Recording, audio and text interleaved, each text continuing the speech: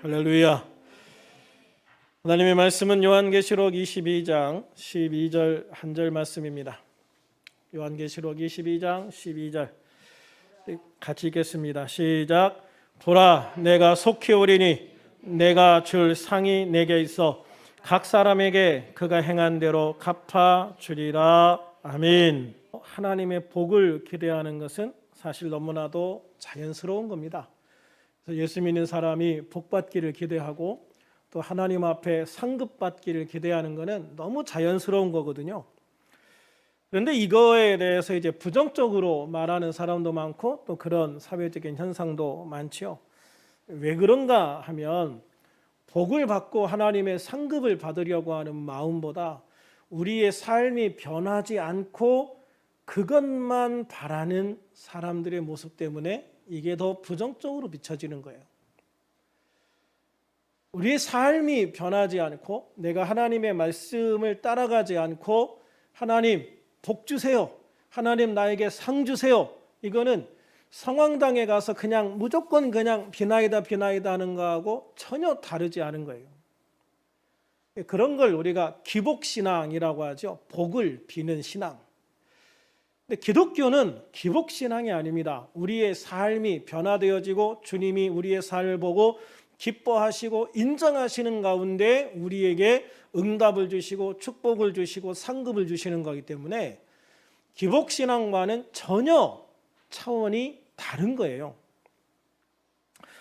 실제로 하나님은 인간을 창조하면서 인간에게 하나님의 복을 주시겠다고 약속을 하셨어요. 창세기 12장 2절 한번 같이 볼까요? 시작. 내가 너로 큰 민족을 이루고 내게 복을 주어 내 이름을 창대하게 하리니 너는 복이 될지라. 자, 너는 뭐가 될지라? 복이 될지라. 할렐루야. 하나님은 인간을 창조하시면서 인간 자체가 복이 될 거라고 얘기를 하셨어요. 너는 복이 되라. 너는 하나님의 복을 받는 사람이 되라. 물론 복이라는 것이 물질의 복만 이야기하는 게 아니에요. 우리가 복 그러면 그냥 돈 많이 버는 것, 집 좋은 거 사는 것, 이걸 복이라고 생각하지만 그거는 하나님이 주시는 복의 일부분이죠. 복이라고 하는 것은 굉장히 우리의 삶에 폭넓게 주어지는 거예요. 특별히 하나님께서 중요시하는 복이 있습니다. 그게 뭐냐면 평강의 축복이거든요. 평강. 시편 42편 5절 한번 같이 읽어볼까요? 시작.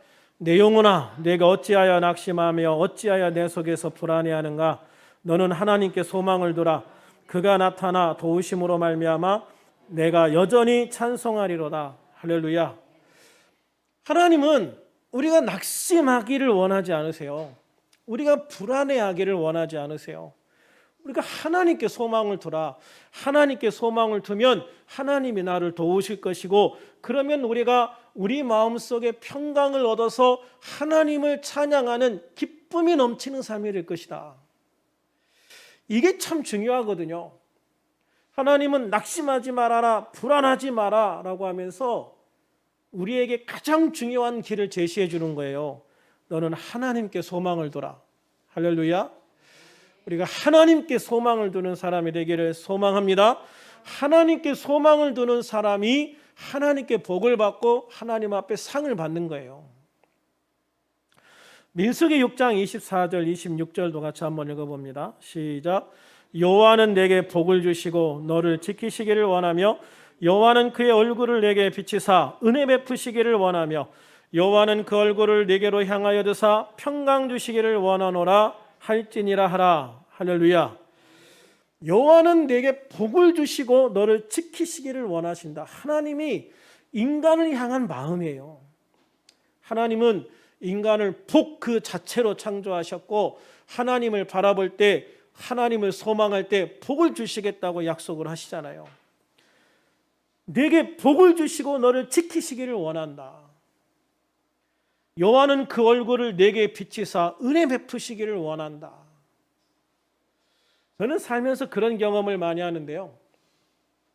정말 힘들고 어려울 때 하나님 앞에 기도하잖아요. 근데 기도할 때 하나님이 나를 딱 바라보시는 느낌을 받을 때가 있어요.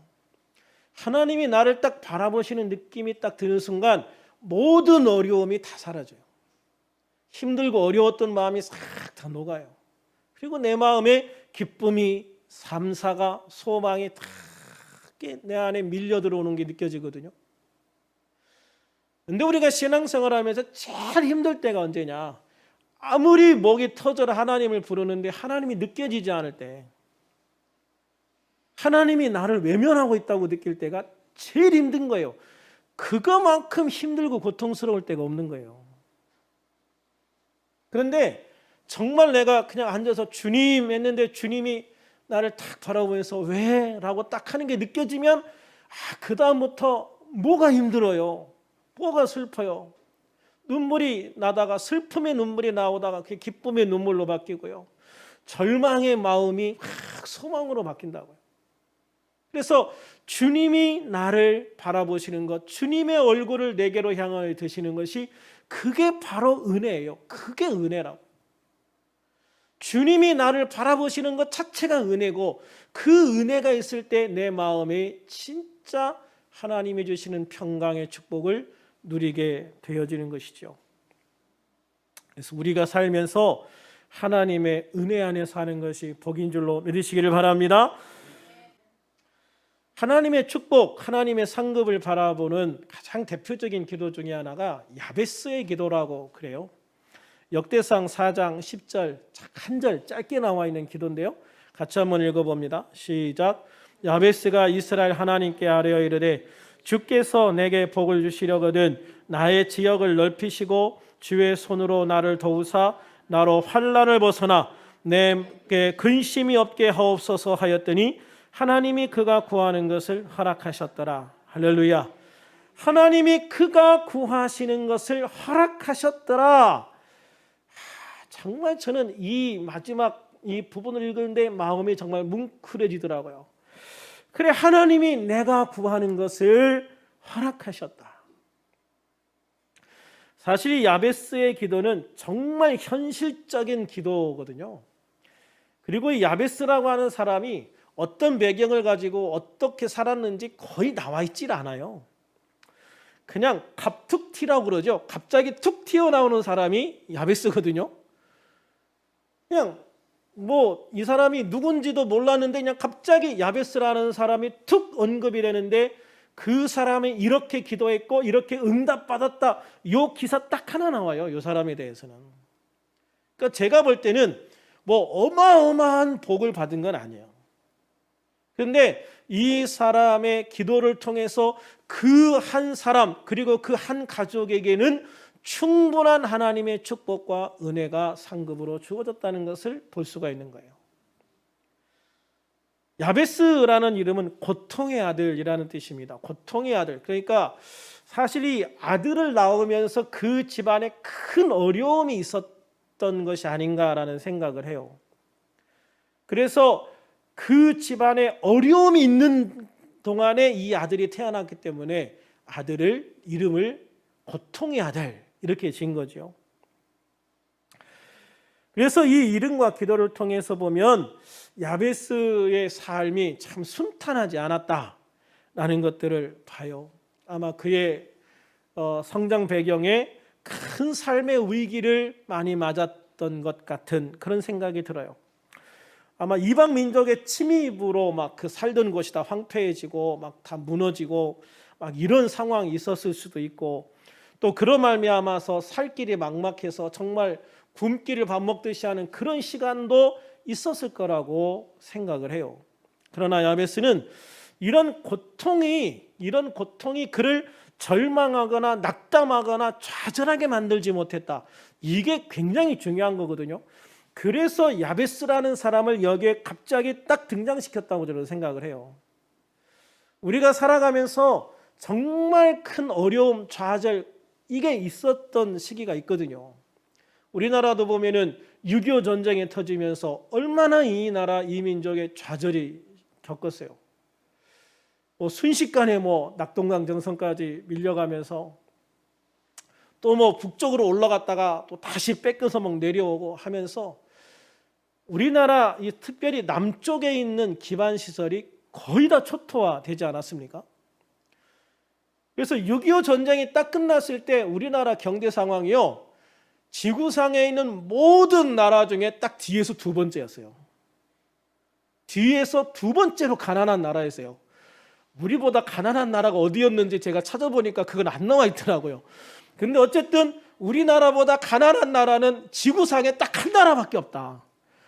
야, 이게 여러분 상상이 나가십니까? 지금 우리가 전 세계에서 열 몇 번째로 잘 사는 나라가 됐는데도 맨날 힘들다고 하는데, 그렇잖아요.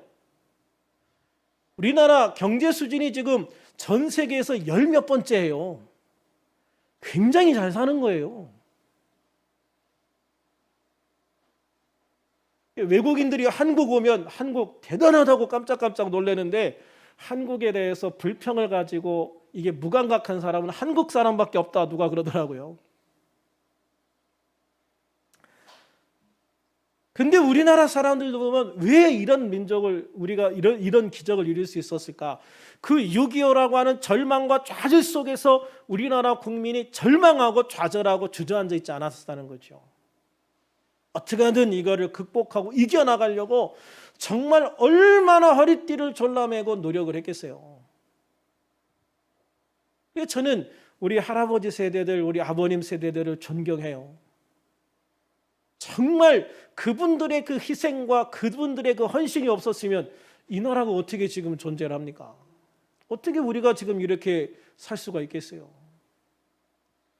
근데 제가 보면은 이 야베스나 그 가족도 똑같은 상황이었을 거라고 생각해요. 그렇게 힘들고 어려운 상황이었지만 그들은 절망하거나 좌절하거나 낙담하지 않았어요. 어떻게 했습니까? 그들은 하나님 앞에 나가 부르짖어 기도하는 것을 선택을 한 거예요. 결국은 그 기도가 응답이 되는 거죠.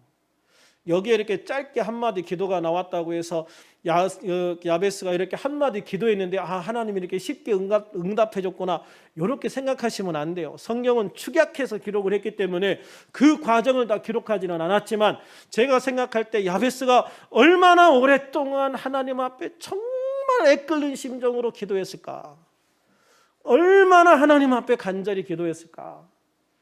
그래서 그 기도 속에 마침내 하나님이 그가 구하시는 것을 허락하셨더라. 할렐루야. 그 축복을 기어이, 그 하나님의 상급을 기어이 이루게 한 사람이 바로 야베스라고 하는 사람이라는 것이죠. 그처럼 하나님에 대한 믿음과 신뢰가 있기 때문에, 포기하지 않는 끈기 있는 기도가 있었기 때문에 하나님 안에 이런 축복을 받게 되어진 줄로 믿습니다. 마태복음 7장 7, 8절에 보면 구하라 그리하면 너에게 주실 것이요, 찾으라 그러면 찾아낼 것이요, 문을 두드리라 그러하면 너에게 열릴 것이니. 할렐루야. 구하는 이마다 받을 것이요, 찾는 이는 찾아낼 것이요, 두드리는 이에게는 열릴 것이니라. 우리가 하나님 앞에서 이렇게 구하고 찾으라 두드리라 이렇게 주님이 말씀하시는 이유는, 그렇게 하면 너희에게 길이 열릴 것이기 때문에 말씀하시는 거잖아요. 아무리 두드려도 안 열려, 그럼 주님 두드리라고 안 해요. 두드리면 열리기 때문에 두드리라고 하는 거고, 구하면 찾을 수 있기 때문에, 구하면 주님이 주시기 때문에 구하라고 하는 거고, 찾으면 찾을 수 있으니까 찾아보라고 하시는 거예요.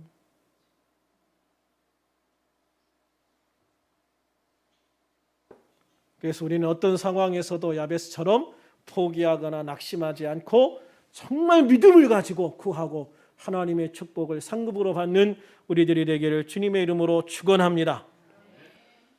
그런데 주 예수님이 우리에게 주시는 하나님의 복에는 한 가지 전제가 딱 앞에 걸려 있어요.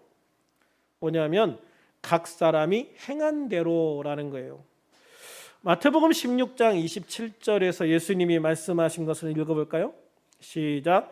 인자가 아버지의 영광으로 그 천사들과 함께 오리니 그때 각 사람이 행한 대로 갚으리라. 아멘. 오늘 사실 본문하고 똑같은 말씀이죠. 본문은 요한이 기도하면서 환상 속에서 예수님을 본 것이고, 여기는 이제 예수님이 제자들을 가리키면서 직접 하신 말씀이죠. 인자가 아버지의 영광으로 천사들과 함께 오리니, 예수님은 분명히 내가 다시 오신다, 분명히 다시 온다라고 말씀을 하시는 거예요. 그러면서 내가 다시 올 때는, 그때는 각 사람이 행한 대로 내가 갚아줄게, 행한 대로 너에게 준비한 상을 줄게 라고 말씀을 하시는 거죠. 각 사람이 행한 대로 갚으리라. 고린도전서 3장 8절에서도 사도 바울은 이렇게 얘기합니다. 각각 자기의 일한 대로 자기의 상을 받으리라. 고린도전서 3장 8절 같이 한번 읽어볼까요? 없어요? 심는 이와 물 주는 이가 한 가지이나 각각 자기가 일한 대로 자기의 상을 받으리라. 오늘 본문 12절 같이 한번 읽어볼까요? 보라 내가 속히 오리니, 그랬죠? 보라 내가 속히 오리니, 시작. 보라 내가 속히 오리니 내가 줄 상이 내게 있어 각 사람의 그가 행한 대로 갚아주리라. 아멘. 기가 막힌 말씀이잖아요. 보라 내가 속히 오리니 내가 줄 상이 내게 있다. 그런데 그 상을 나누어 줄 때 각 사람에게 그가 행한 대로 갚아주리라. 내가 가지고 있는 상을 너에게 나누어 줄 것인데 너희가 행한 대로 내가 너희에게 상을 나누어 줄 것이다 라고 말씀하는 거죠. 어떤 분은 천국은 평등하다라고 얘기하는데 천국 평등하지 않습니다. 다른 건 몰라도 하나님이 주시는 상급에 대해서는 절대 평등하지 않아요. 행한 대로, 내가 행한 대로 갚아주리라. 할렐루야. 예수님께서 나에게 주실 상을 지금 가지고 있는데 내가 어떻게 행하느냐에 따라서 나의 상을 다 따로따로 준비하고 계시는 것이죠. 예수님은 끝까지 믿음을 지키고 주님 앞에 서 있는 성도들에게 주시기를 원하세요. 상을 주시기를 원하세요. 그리고 그 상을 이미 내가 다 준비해서 가지고 있다는 것이죠. 내가 행한 대로 갚아주기 위해서입니다. 그러므로 내가 끝까지 믿음을 지키는 것이 중요한 줄로 믿습니다. 지금 우리들은 코로나 바이러스 때문에 이전에 살아보지 못했던 삶을 살고 있다고 얘기를 해요. 그래, 우리가 언제 이런 삶을 살아본 적 있습니까? 제가 딱 느끼는 게 뭐냐면 옛날에 이제 뭐 북한이 뭐 이렇게 막 감시하고 뭐 이렇게 막 통제하고 막 이런 생각 이렇게 한다는 걸 옛날에 막 교과서에서 배웠거든요. 근데 제가 요즘에 살아가는 삶을 보면서 야, 우리가 그때로 돌아간 거 아닌가라는 생각이 막 퍼뜩 들 때가 있어요.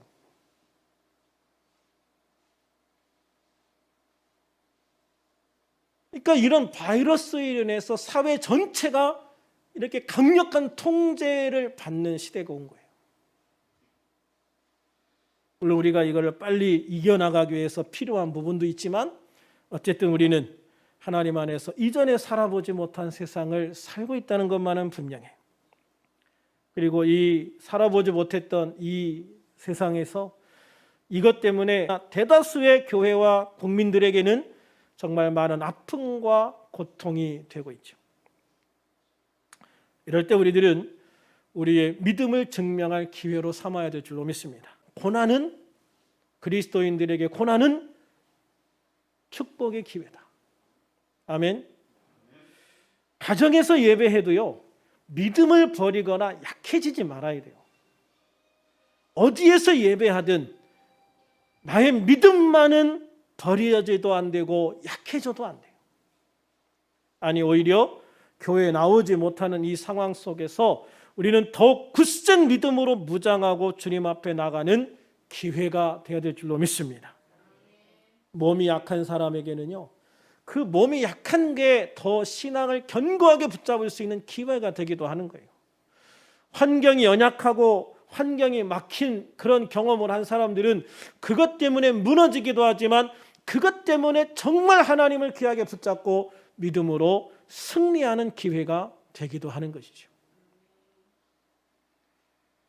고린도전서 3장 13절 14절에서 사도 바울은요, 각 사람의 공적이 나타날 터인데 그 날이 공적을 밝히리니 이는 불로 나타내고 그 불이 각 사람의 공적이 어떠한 것을 시험할 것이라 만일 누구든지 그 위에 세운 공적이 그대로 있으면 상을 받는다 그랬어요.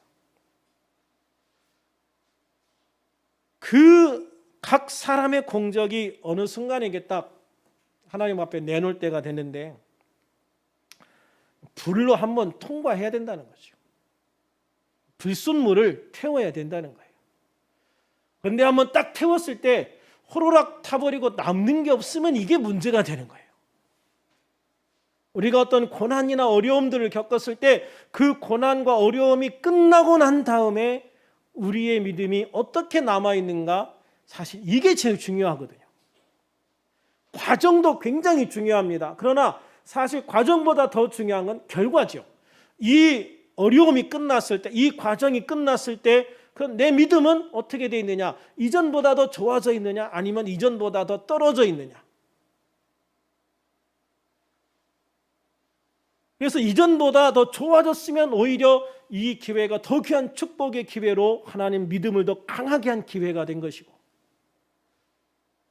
이 어려움이 끝났을 때 내 믿음이 많이 다운되어 있으면 그만큼 타버린 지푸라기가 내 삶에 많이 섞여 있었던 거예요.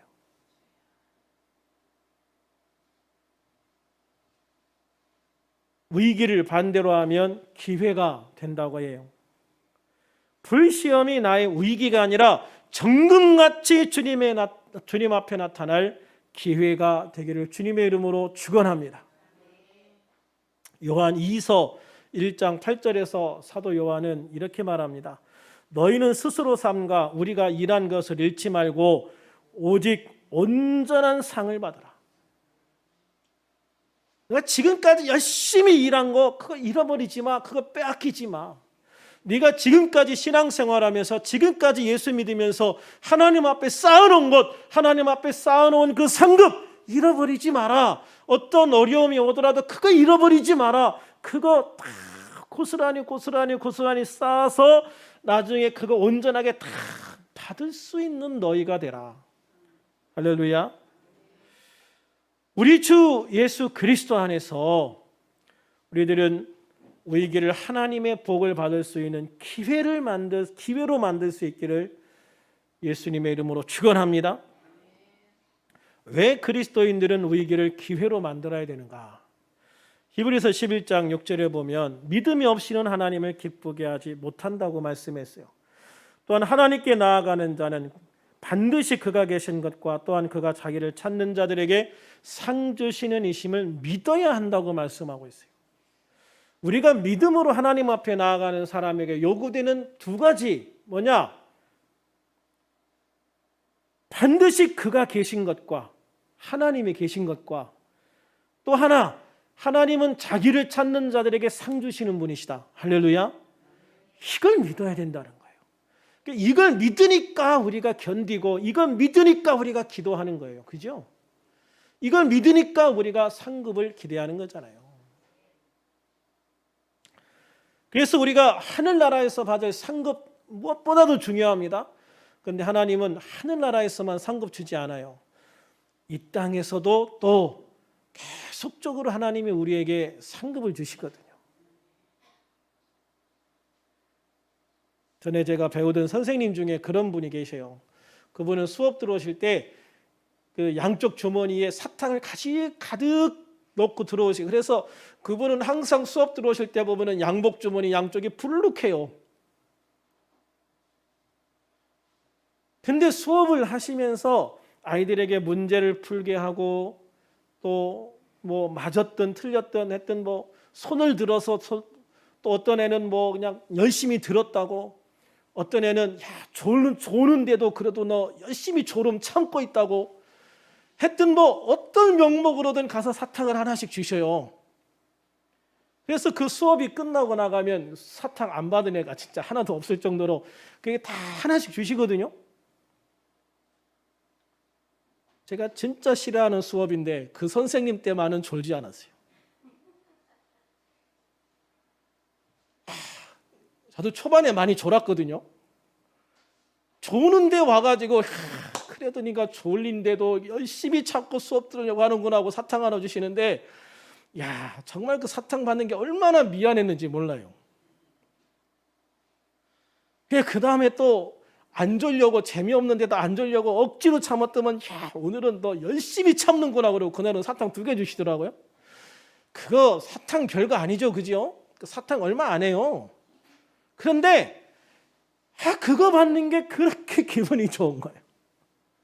어떨 때는 그 상 받는 게 미안하기도 하고, 어떨 때는 기분 좋기도 하고. 그러다 보니까 그 선생님이 수업하는 시간에는 아이들이요, 떠들지도 않고 참 수업에 집중 잘합니다.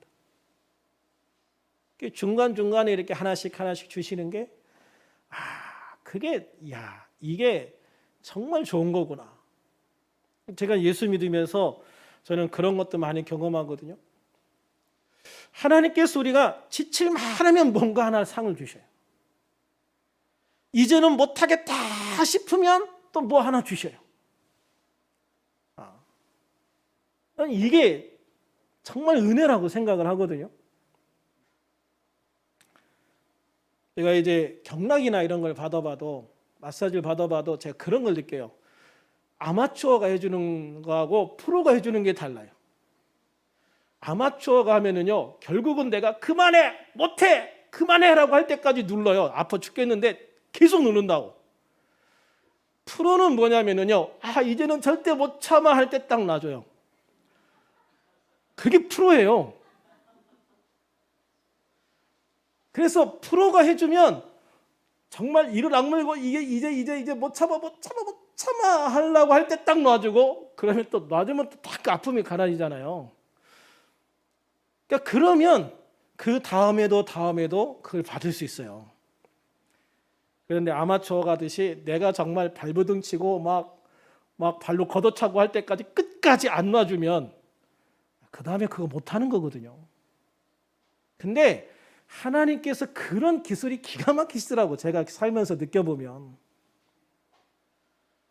하나님은 우리가 이제 더 이상 못 견뎌라고 할 때 딱 한 번씩 숨통을 틔워주셔요. 이제는 더 이상 못 기다려 하고 할 때 하나님이 뭔가를 하나 떡 주셔요. 그래서 우리는 계속 하나님이 주시는 미끼를 물고 가는 거예요. 그러면서 하나님이 주시는 상급도 이렇게 받고, 은혜도 받고, 능력도 받고. 할렐루야. 저는 하나님께서 우리에게 주시는 상, 그래서 하나님이 주신 이 상을 기대하고 바라볼 수 있는 성도가 되어야 된다. 아멘. 어쨌든 우리들은 위기의 순간에 우리의 믿음을 증명할 기회로 삼는 우리들이 되기를 우리 주 예수님의 이름으로 축원합니다. 예수님께서도 이 상급에 대한 예화를 제자들에게 이렇게 들려주시는데, 마태복음 25장에 보면은 달란트 비유가 나오고, 누가복음 19장에 보면 문화의 비유가 나와요. 마태복음에 나오는 달란트 비유는 3명의 종에게 5달란트, 2달란트, 1달란트 이렇게 주고 떠나요. 그래서 내가 다시 오실 때 이거 결산할게 라고 말씀을 하거든요. 그리고 이 누가복음에 나오는 문화의 비유에 보면 10명의 종에게 한 문화씩을 똑같이 줘요. 그리고 내가 와서 결산할게 라고 이야기를 하시거든요. 그래서 주인이 돌아왔을 때 결산할 때 보면 5달란트를 받은 종은 5달란트를 열심히 일해서 남겨요. 2달란트를 받은 종은 2달란트를 열심히 노력해가지고 2달란트를 남기죠. 1달란트를 받은 사람은 땅에 묻어놔서 아무것도 없어요. 그냥 원금만 돌려주죠. 문화의 비유에서도 보면 한 문화를 받은 사람이, 이 사람은 10배를 남겨요. 10문화를 남기거든요. 한 문화로 5문화를 남긴 사람이 있어요. 근데 여기에도 또 한 문화를 땅에 묻어둔 사람이 생기죠. 자, 여기에서 보면은요, 예수님이 5달란트로 5달란트를 남긴 사람, 2달란트로 2달란트를 남긴 사람에 대한 칭찬이 정말 단 한 자도 틀리지 않아요. 정말 똑같이 칭찬하시오. 한 문화로 10문화를 남긴 사람이나 한 문화로 5문화를 남긴 사람에게도 똑같이 칭찬하셔요. 근데 문제는 뭐냐면 묻어둔 사람에게는 엄청난 책망을 하시죠. 그리고 있는 것을 빼앗아서 더 많이 있는 사람에게 주어버리십니다. 여기서 우리가 정말 중요하게 생각할 게 있거든요. 이 두 가지 비유 모두에서 열심히 일한 종들은 주인이 곧 다시 온다는 약속을 믿었고, 너희가 와가지고 결산할게라고 하는 것은 너희가 한 일에 대해서 상을 줄게라는 약속을 믿었다는 거예요. 상 줄게라는 말을 믿었어요. 한 문화로 10문화를 남기거나 한 문화로 5문화를 남긴 사람들도 똑같아요. 이 사람들은 막 그 마을 사람들이 그 주인이 돌아오지 못하게 막 공작을 펼치는 가운데에서도 이 사람들은 주인의 약속을 믿고 열심히 주인을 위해서 일해서 10문화, 5문화를 남겼어요. 약속을 믿은 거예요. 너희가 열심히 하면 내가 돌아온 다음에 반드시 그거에 상응하는 상을 줄게 라고 하는 걸 믿은 거죠. 1달란트를 땅에 묻어버리고 1문화를 땅에 받은 사람들은 주님의 말을 새겨듣지 않은 거예요. 그 약속을 믿지 않은 거예요.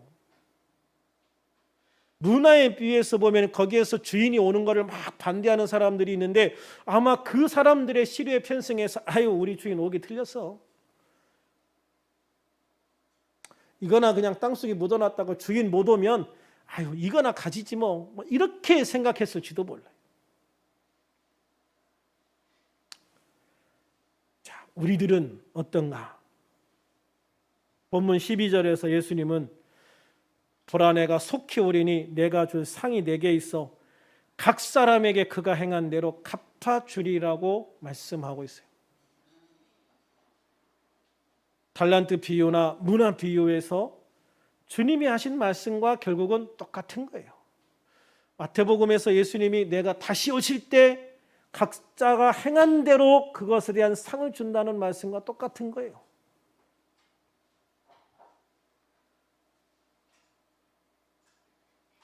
우리는 이 달란트 비유에서 어떤 종과 같은 삶을 살고 있는가? 5달란트를 5달란트로 남기고 2달란트로 2달란트를 남긴 종, 1문화로 10문화를 남기고 1문화로 5문화를 남긴 종인가? 아니면 1달란트와 1문화를 땅에 묻어두고 아무것도 하지 않는 종인가? 주님이 반드시 오시리라고 하는 약속을 믿고, 주님이 상을 주시겠다고 하는 그 약속을 믿고, 주님의 그 상급을, 상주심을 기대하고 바라보고 주님을 기다리면서 살아가는 자인가? 아니면 주님은 다시 오지 않을 거라고 생각하고 내게 있는 것을 땅속에 묻어두고 살아가는 종인가? 나는 누구인가? 라는 것이죠. 나는 누구인가? 상을 주실 때 주님은 우리가 행한 대로 갚아주시겠다고 약속을 하셨습니다.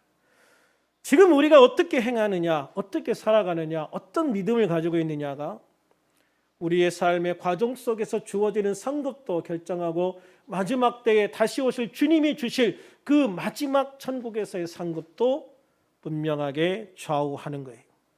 바라기는 우리들 모두 우리의 행함을 따라 넘치는 상을 받는 우리들이 되기를 주님의 이름으로 축원합니다. 평강의 축복과 형통의 축복과 건강의 축복 등등 이 땅에서 주님이 주실 수 있는 상급도 다 받아 누리는 우리들이 되기를 주님의 이름으로 축원합니다.